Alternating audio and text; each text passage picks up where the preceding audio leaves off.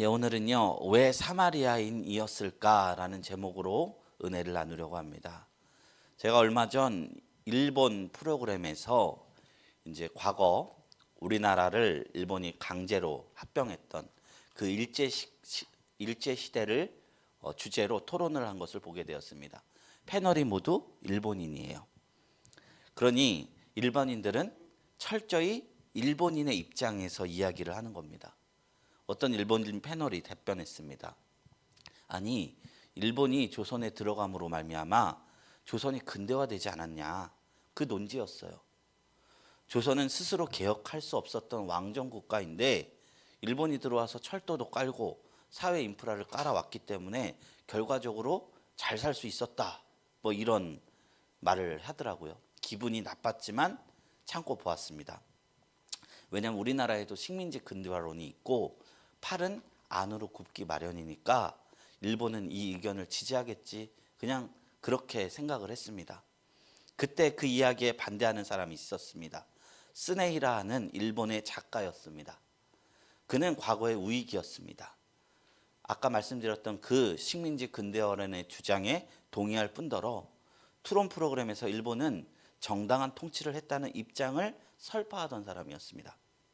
그런데 그가 언젠가 한 방송에서 제1교포와 이 과거 일제시대에 대한 이야기를 하게 되었는데, 한국인들이 얼마나 일제강점기를 치욕스럽게 생각하고 과거에 일본이 했던 통치를 폭력적이게 생각했는지를 알게 되었고, 자국의 입장을 벗어나 역사를 공부하기 시작했습니다.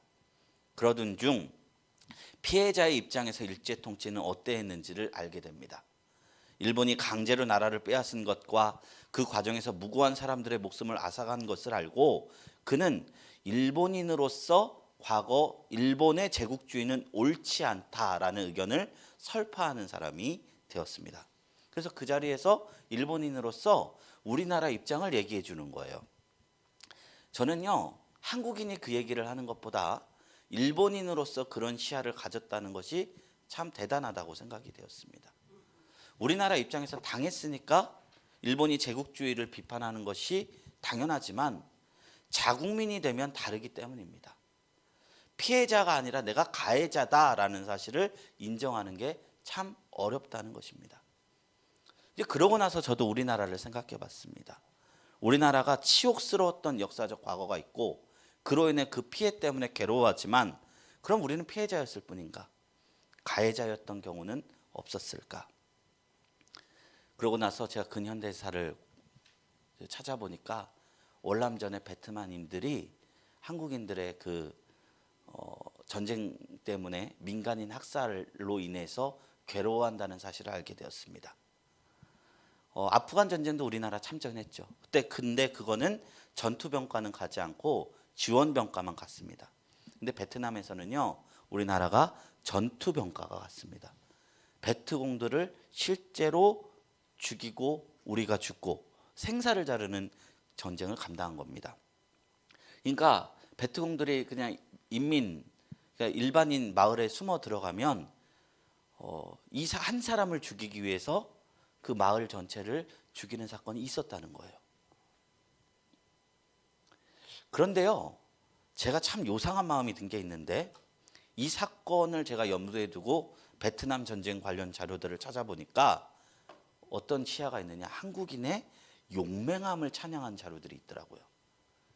우리나라가 6.25를 당시에 겪은 지 얼마 안 되고 월남전에 갔잖아요. 실전 군인들이 사령관이 되어서 베트공들을 싹 죽이는데 미국보다 한국인 군인이 훨씬 용맹스러웠다, 자랑스럽게 그렇게 기사를 담그더라고요.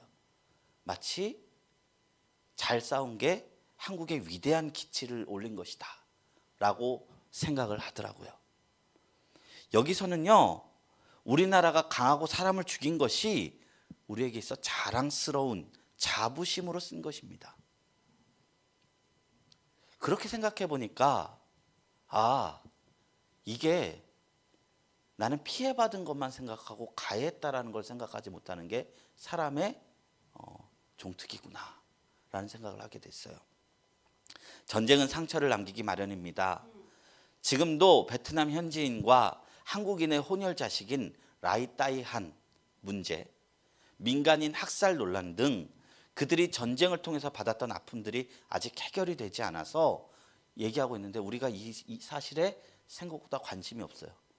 그러고 보니까 일본인이 왜 우리나라 일제 침탈한 거에 관심이 없는지도 이해가 됐어요. 용맹함을 말하기 전에 더군다나 우리가 타국에 의한 강탈을 겪은 이들이라면 그 문제에 대해서 우리가 깊은 반성을 해야 하지 않을까? 내가 받은 상처는 아프지만 내가 준 상처는 위대할 수는 없는 법이지 않을까? 하나는 옳고 하나는 그르지, 둘 다 옳고 둘 다 그를 뿐이지 하나는 옳고 하나는 그를 법은 없는 겁니다. 우리는 피해자이면서 동시에 가해자일 수 있는데 말하기를 우리는 죽였던 그들과는 다르다고 말할 뿐인 것입니다. 제가 왜 이런 말씀을 전했느냐? 오늘 본문 말씀의 율법교사는 예수님께 나와서 내 이웃이 누구이냐라고 물었습니다. 그런데 예수님은 이웃을 설명하시며 굳이 사마리아인을 주인공으로 둡니다. 사마리아인은 누구였느냐? 유대인들이요, 이방인들보다 더욱 천대했던 민족이었어요. 천대받을 짓을 했어요. 왜냐하면 유대인들은 바벨론 포로, 북이스라엘은 아수르에서 멸망했을 때 아수르, 바벨론 다 그 국가에 있는 사람들을 본국으로 막 이송시키고 그 다음에 이제 이방인들을 그 땅으로 보면서 혼혈을 만들었거든요. 두 나라 똑같이 했어요. 근데 유다는 자신의 정체성을 지켜냈고 사마리아인들은 지켜내지 못했어요. 그러니까 우리는 지켜냈다, 너네들은 뭐냐? 라는 것이 첫 번째였고요. 두 번째로는 우리 느헤미야서에 보면요, 그 유대인들이 포로기에 잡혀갔다가 다시 70년 후에 복귀를 했었을 때 그 성벽을 세우는 것을 막았던, 방해했던 민족이 사마리아 민족들이었어요. 그 역사적으로 이 사람들은 우리와 같은 동족일 수 없다, 하나님의 일을 방해하는 사람들이다 라는 인식이 있었던 것입니다. 그런데 이 천대받은 이들이, 차별받는 이들이 죽어가는 유대인을 구하는 이야기를 하셨어요. 그리고 예수님이 유대인에게, 율법교사에게 너도 이와 같이 하라 말씀하셨습니다. 그러니까 즉 뭐예요? 이 이야기는 피해자가 가해자에게 베푸는 사랑에 대한 얘기를 예수님께서 하신 거예요. 오늘 본문 말씀에서 율법교사가 예수께 묻죠. 내 이웃이 누구이냐? 이 이야기는 이 질문에 대한 답변입니다. 우리가 성경을 읽을 때 내 이웃이 누구냐는 이 질문에 아무 생각 없이 예수님은 참된 이웃은 사마리아인이었다, 이렇게 생각을 해요. 그런데요, 우리가 성경을 자세히 읽어보십시오. 이 질문에 맞춰서 자세히 읽어보면 여기서 진짜 이웃은 누구냐? 다친 유대인입니다. 주인공이 사마리아인일 뿐 그가 누구를 이웃으로 여겼는가에 대한 이야기입니다. 날 때부터 나를 차별하고 날 때부터 나를 지옥의 땔감이라고 부르던 유대인들에게 그 원수 같은 자가 줄이고 목이 마르니까 그를 이웃과 같이 환대한 이야기입니다. 이것이 예수님의 말씀의 본질인 것입니다.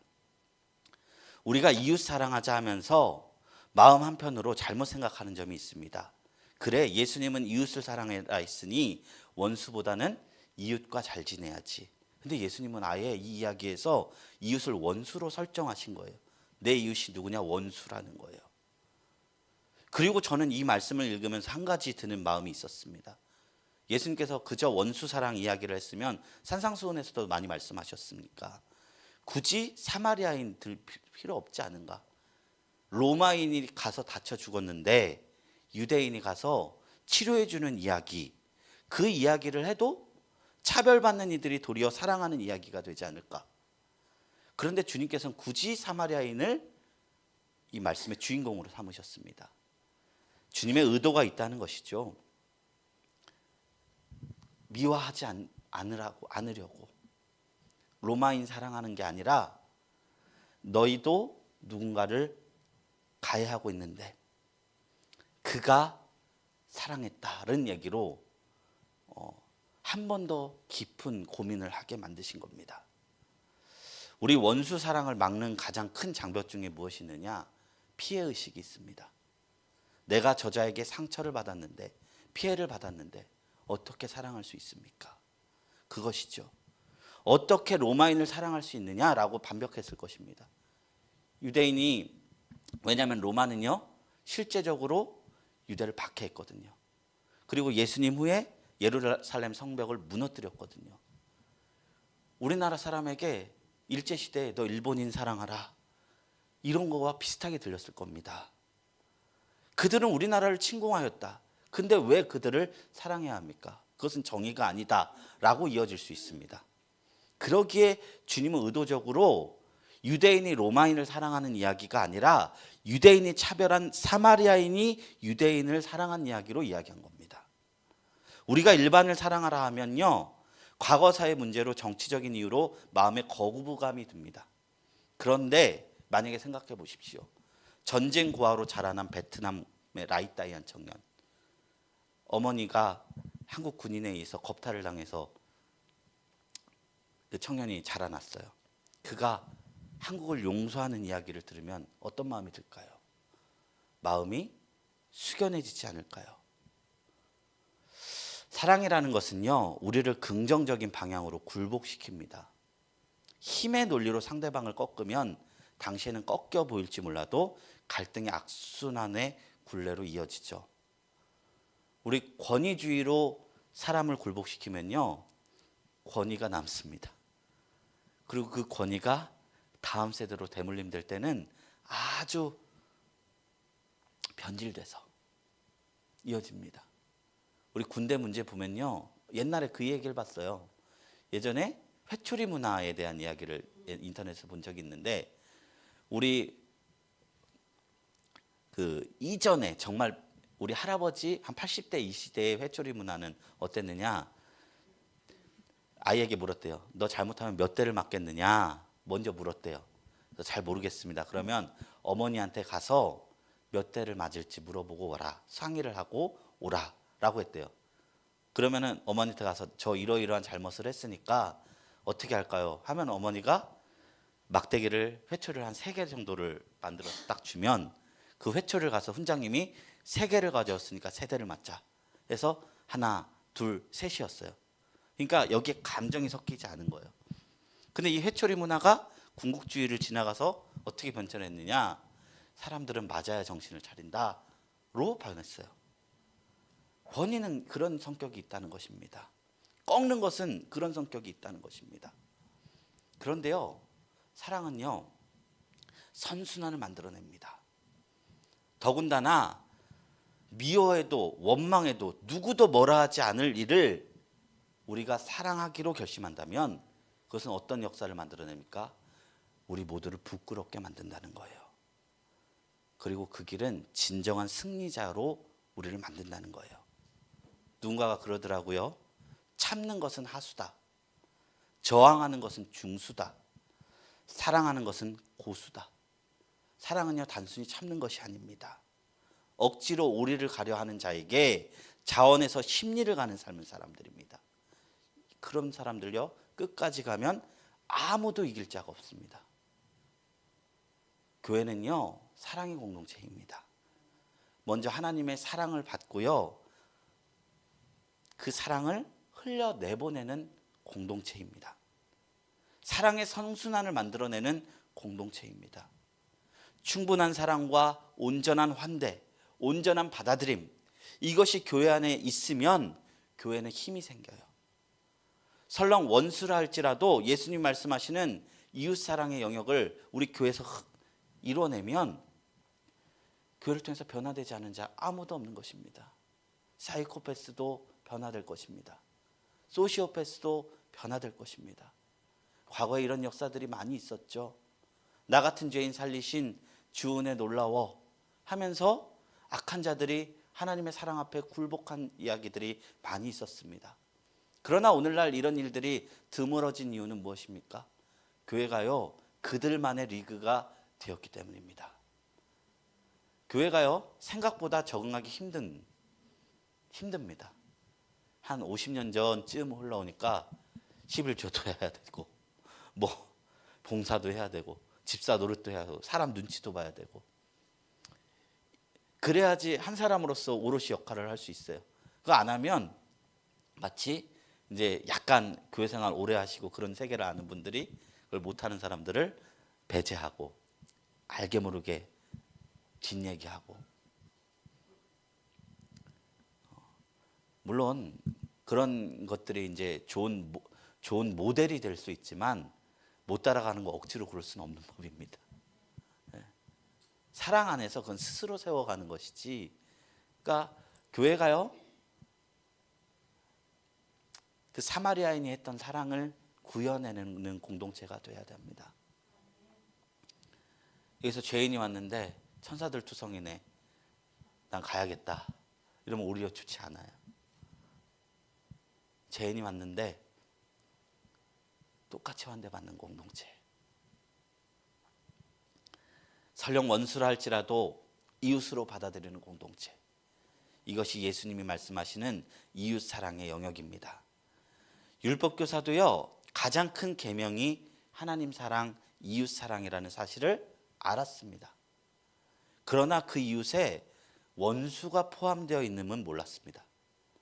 예수님은 율법교사에게 내가 율법을 잘 알고 있다고 자랑하고 그 율법을 다 지켰다고 큰 소리 치지 말고 너희가 멸시하는 저 사마리아 사람처럼 이와 같이 어려운 이웃에게, 그 사람이 설령 로마인일지라도 성경 원수일지라도 사랑을 실천하라고 말씀한 것입니다. 이 장벽 없는 사랑을 우리가 실현하면 우리는 하나님의 성품을 경험하게 될 줄로 믿습니다. 테레사 수녀가 미국을 여행하는 중에 어느 자매를 만났습니다. 그 자매는 자살하고 싶은 괴로운 심정을 갖고 있었는데 테레사 수녀에게 고백했답니다. 테레사 수녀는 앞으로 어떻게 해야 할지 묻는 그 자매에게 이렇게 제안했습니다. 자살하기 전에 내 부탁을 하나 들어주세요. 딱 한 달만 내가 사역하고 있는 인도의 캘커타에 와서 나의 일을 도와주시고 그 다음에 당신이 어떻게 해야 될지 말씀드리겠습니다. 그래서 그 자매는 테레사 수녀와 함께 인도의 캘커타 슬럼가에 갔습니다. 그곳에서는 가난하고 병들어 고통당하는 자들이 넘쳐났습니다. 그 사람을 열심히 돕고 섬겼어요. 그들을 위해서 몸바쳐 이러다 보니까 어느덧 그녀의 마음에 삶에 대한 의욕이 생기기 시작했습니다. 이곳에 나를 필요로 하는 사람들이 있구나. 그 자매는 그들을 돕고 섬기는 데서 가장 순수한 환희를 느꼈고, 한 달 뒤 테레사는 아무 조언도 하지 않았으나 좋은 조력자로 남게 되었다는 이야기입니다. 참으로 행복한 삶을 원한다면 가정에서나 친구들 사이에서, 직장에서, 교회에서 누군가의 필요를 채워주는 사랑의 사람이 되시기를 축원드립니다. 이것은요, 제가 극단적인 예를 들었지만 사실 작은 친절, 따뜻한 미소, 상대방을 위하는 마음, 그것 자체입니다. 그러면 누구나 가능합니다. 내가 누구나 필요로 하는 사람이 될 때 우리는 행복을 느낄 줄로 믿습니다. 마틴 루터 킹 2세는 말했습니다. 누구나 위대한 사람이 될 수 있다. 왜냐하면 누구나 남에게 필요한 존재가 될 수 있으니까. 사랑할 줄 아는 가슴만 있으면 된다. 영혼은 사랑으로 성장하는 것이며 이것은 진실이다 라고 말한 바가 있습니다. 사랑은 이론이 아닌 실제임을 기억해야 합니다. 무엇보다 자신의 희생을 통해서 이웃에게 가까이 가야 합니다. 때로는 물질을 써야 할 때도 있고 시간을 써야 할 때도 있습니다. 그러나 그 부분도 내려놓고 다가가는 것입니다. 본문 말씀에서 사마리아인이 강도 만난 이를 위해 무엇을 했는지 나옵니다. 그를 불쌍히 여겨서 가까이 가서 기름을, 포도주를 그 상처에 붓고 자기 짐승에 태워 주막으로 데리고 와서 돌보아 줬습니다. 그리고 주막 주인에게 비용을 미리 지불하고 부족하면 더 주겠다 이렇게 말하였습니다. 그 탈진한 환자를 나귀에 채워서 실제적으로 치료한 것입니다. 이 사마리아인은요, 교리적으로 사랑을 대하지 않았어요. 율법교사는 너무나 정답을 알고 있었지만 이 사마리아인만 못했습니다. 정신적, 물질적, 육체적, 시간적인 희생으로 유대인의 이웃이 되었습니다. 여유가 있어서가 아니라 그 안에 긍휼함이 있었기 때문입니다. 긍휼함은요, 하나님이 우리를 향한 마음가짐입니다. 동정하고는 달라요. 긍휼함, 남을 나같이 여기고 안타깝게 여기는 마음. 사람의 당하는 고난이 이웃을 받아들이게 해줍니다. 만약에요, 유대인이 강도 만나고 죽을 지경에 가지 않았다면 사마리아 사람의 도움을 탁 쳐냈을 것입니다. 내가 혼자 약 발라도 된다. 어디 사마리아 사람이 내 몸에 손을 대느냐. 그랬을 것입니다. 그러나 그는 거의 죽을 지경이기 때문에 사마리아 사람의 도움을 달게 받아들였습니다. 이 고난과 어려운 역경이 유대인과 사마리아인을 이웃으로 맺어준 것입니다. 그럼 이렇게 이웃이 되어줄 때 우리에게 어떤 결과가 나타날까요? 성경은요, 이런 이웃사랑이 이 땅에 천국을 이루게 한다라고 말씀하고 있어요. 누가복음 17장 20절에서 21절에 말씀하고 있습니다. 바리새인들이 하나님의 나라가 어느 때에 임하나이까 물건을 예수께서 대답하여 이르시되 하나님의 나라는 볼 수 있게 임하는 것이 아니요 또 여기 있다 저기 있다고도 못하리니 하나님의 나라는 너희 안에 있느니라 라고 말씀하고 있어요. 근데요, 이 구절의 원문이 어떤 내용이냐면 하나님 나라는 너희들 가운데 있다라는 표현이에요. 마음이 아니에요. 너희 안에 있느니라 하면은 우리는 오해해요. 뭐라고요? 우리 마음에 천국이 임해야지 라고 생각해요. 근데 원문에는 그렇지 않아요. 너희들 가운데 있다.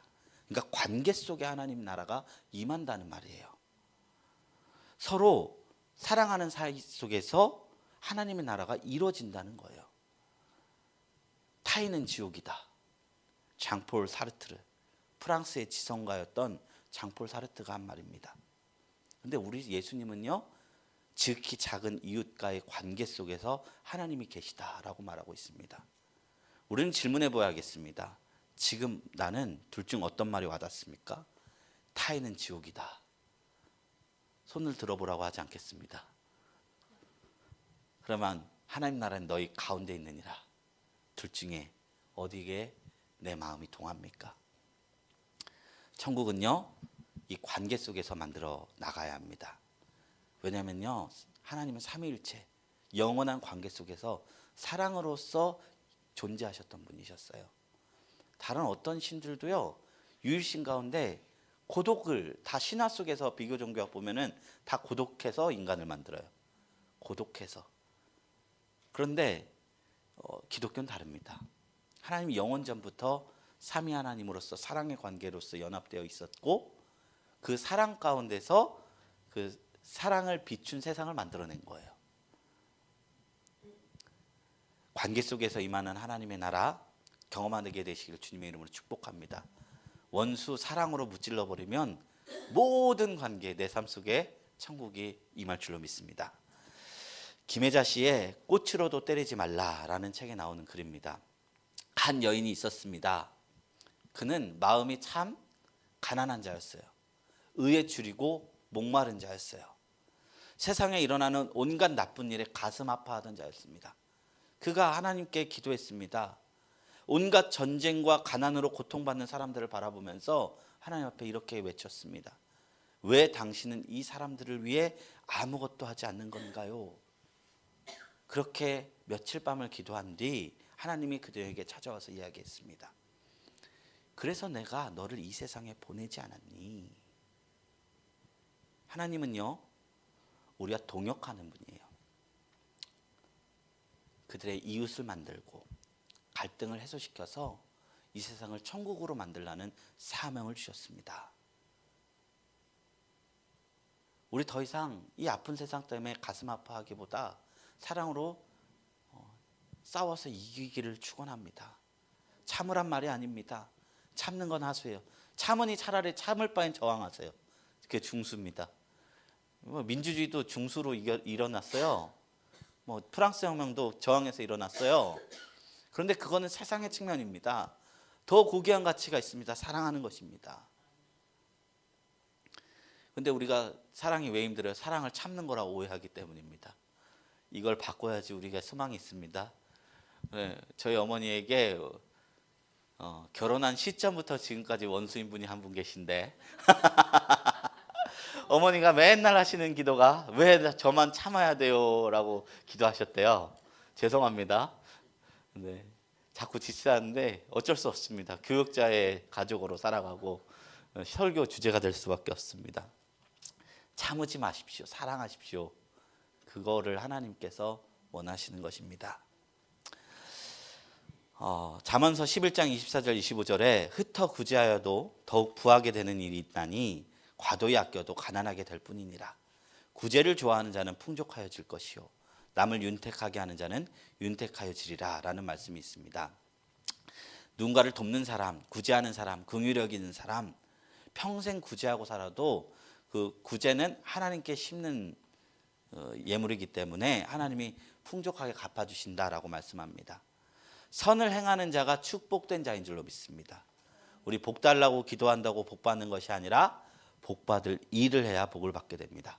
우리 선한 사마리아인이 되어서 사랑을 실천하는 저와 여러분들이 되시기를 주님의 이름으로 축복합니다.